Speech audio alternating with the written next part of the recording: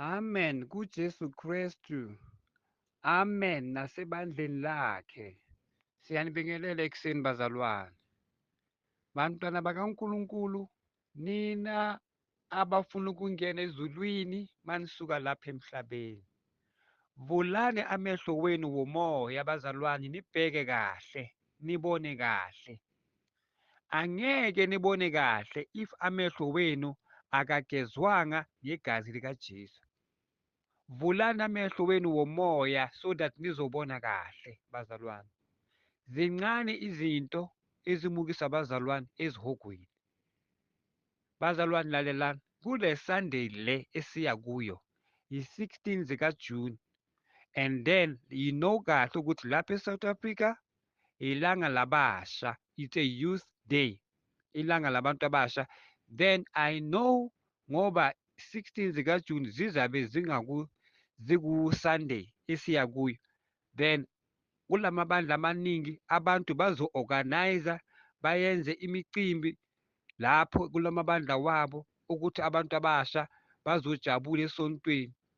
Uthole ukuthi abantu abasha bacela umfundisi ukuthi mfundisi, sifuna ukuthi lapha esontweni abantu abasha baze ngaphambili bazoyenza ama-poem, abanye bazodansa ngoba ngizwile nomunye umzalwane uthi ebandleni labo bazoyenza isarafina. That means abantu abasha bazabe bamile ngaphambili bajayiva badansa isarafina ngasendlini kaNkulunkulu.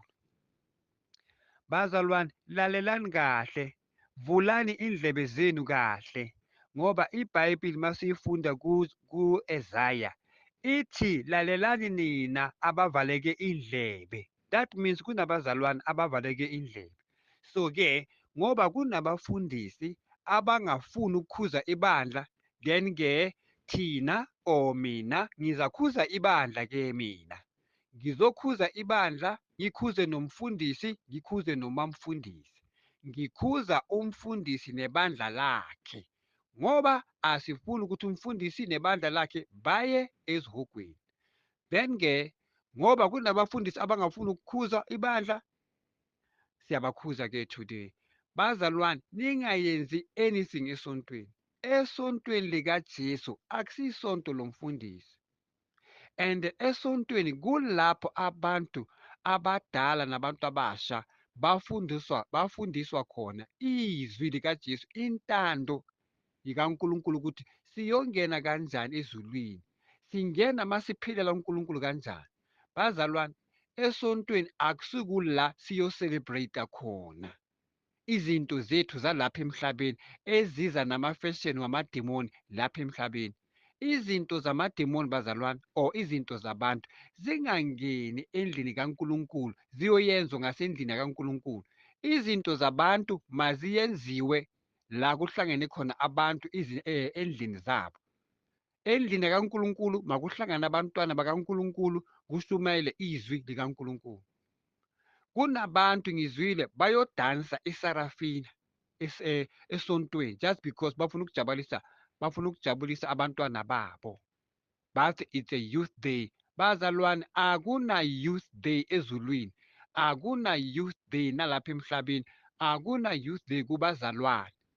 Ngantshela ukuthi kusele 3 minutes ukuya ngesikhathi sasezulwini. I don't know manje ukuthi kusele isikhathi esingaki ngoba isikhathi sasezulwini asifani nesikhathi salapha emhlabeni. So uma kusele 3 minutes, nginitshelile ngiyaphinda futhi ngithi this is an extra time, it's an extra time, isikhathi sethu siphelile. So nina nifuna ukujabulisa abantwana benu esontweni, nithi 16 zikaJune Sunday abantwana benu bazohamba ngetrip yasebandleni baye le bayojabula somewhere. Bazalwane, nina nifuna ukungena ezulwini nabantwana benu, ningavumeli ukuthi abantwana benu basuke esontweni bahambe ngama-trip bathi i-trip yesonto. Akuna Jesu kule zinto lezo. uJesu ngegazi lakhe eliphuma esiphambanweni eliphume kuye emzimbeni wakhe lizogeza thina, alaphumelanga ukuthi thina sisuke ebandleni ngoSunday siye siyojabula la kumnandi khona. Abazali basale esontweni abantwana babo bona bahambe ngama-trip baye le. uSathane uzayiwisa iteksi ayiwise ibhasi abantwana bafele endleleni. Why? Because uJobe ngesikhathi abantwana bakhe bahambile bayo-celebrate ama-birthday wabo. Ngalesikhathi leso mabayile le bayo-celebrate ama-birthday, mababuya the following day, iBhayibheli ithi uJobe bekahlaba imvu ngegazi layo abakline babe clean futhi kuNkulunkulu ngoba akayazi ukuthi bayenzeni izolo. So nabantwana benu mabahamba ngama-trip baya le bayojayiva bayenza into eziningi ezingahlangani noJesu. Manibuya aniyenzi le nto le uJobe ayiyenzile. So bazalwane, wake up, nifuna ukuthi abantwana benu baye ezulwini. Lethani abantwana benu esontweni bazofundiswa intando kaNkulunkulu, hhayi ukuthi baphume ngama-trip, hhayi ukuthi nizojabulisa abantwana esontweni ngento engahlangani noJesu. Abantwana bazojayiva isarafini esontweni. Bazalwane, nifuna ukuthi abantwana benu bangene ezulwini, susani izinto zasemhlabeni-ke ebandleni. Ningahlanganisi la abantwana benu nezinto izinto zalapha emhlabeni if nifuna ukuthi abantwana benu bayofinyelela ezulwini. Ningabahlanganisi, ningabavumeli ukuyenza izinto zalapha emhlabeni, ngoba once kudanswa esontweni or abantwana besonto abasha badansa somewhere bayenza isarafini. Ngalesikhathi bayenza isarafini bagqoke kanjani? Ngalesikhathi bajayiva bathi badansa idansi le kuthiwa isarafini, bazabe bagqoke kanjani? Ngoba mabadansa isarafini baphakamisa amanyawo, amantombazane nabafana baphakamisa amanyawo. My question is bagqoke kanjani?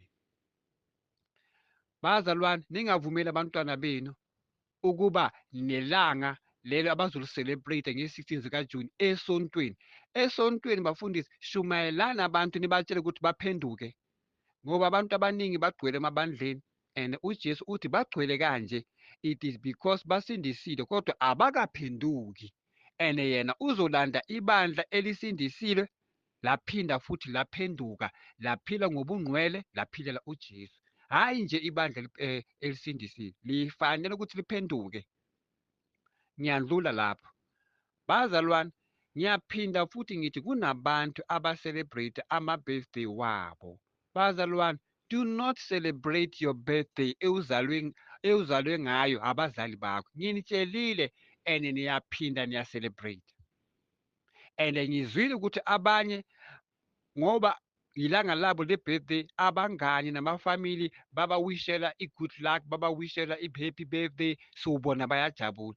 Bazalwane, lalelani la.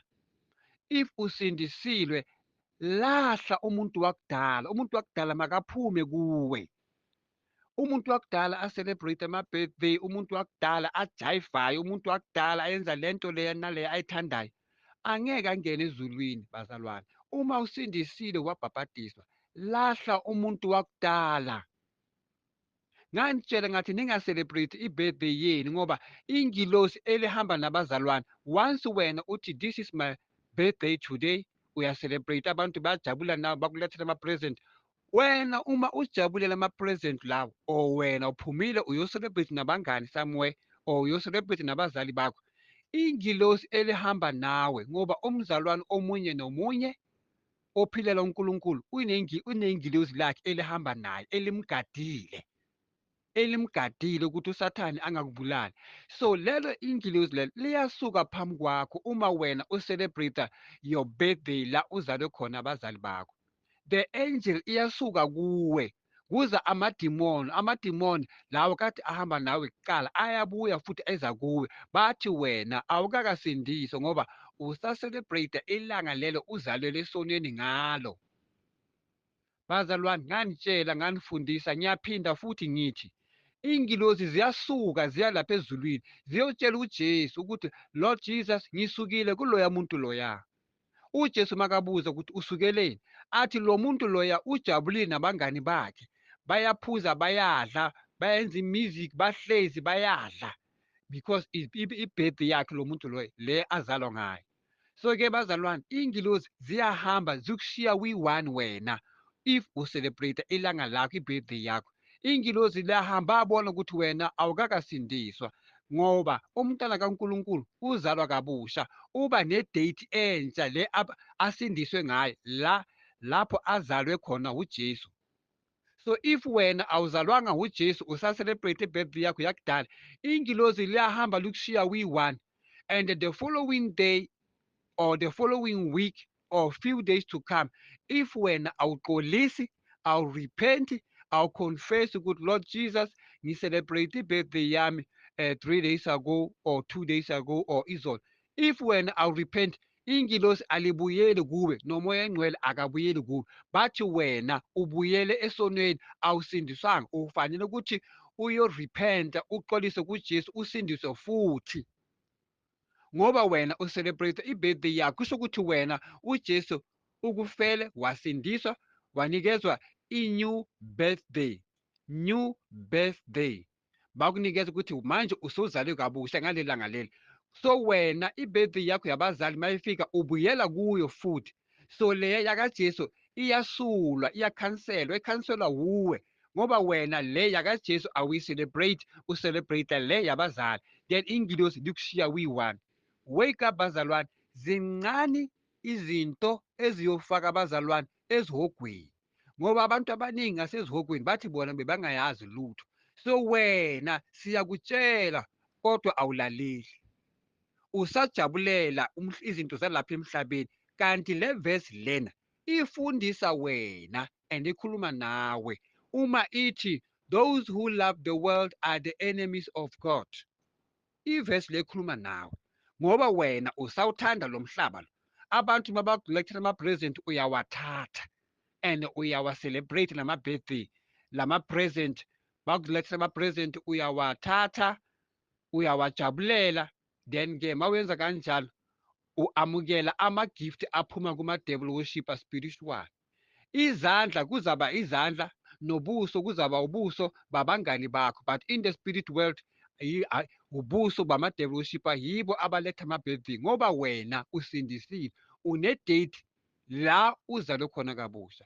Kodwa mawucelebrate i-birthday yakho yakudala, abantu mabakulethela ama-present, ama-devil worshipper nawo ayeza athatha ama-present kula bantu lapha. Abantu mabakunikeza i-present, ama-devil worshipper ayibamba spiritual, then ama-devil worshipper bayakunikeza yona. Wena awuboni devil worshipper, ubona lo muntu lo akunikeza i-present, uthi thank you kulo muntu lo akunikeza i-present, kanti indlule kuqala ezandleni zama-devil worshipper within a second. Uma umuntu athi this is your present, before wena uyibamba ibanjwa i-devil worship, then lindlulisela kube ngespeed. Why? Bakubuyisela back ukuthi insindiso yakho isulwe. So isulwa ubani? Isulwa wuwe, ngoba wena ucelebrate your birthday yakudala yabazali bakho la uzalelwe khona esonini. Bazalwane, wake up, zincane izinto ezizokufaka ezulwini.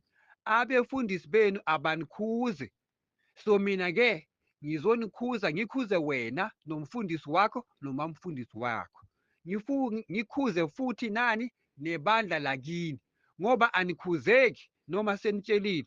Kanti abantu ngasezihogweni, in the beginning bekukhala the rich man ayi-one, athi ku-Abraham, thumela kithi niyotshela abantwana bakithi ukuthi bangezi ezihogweni.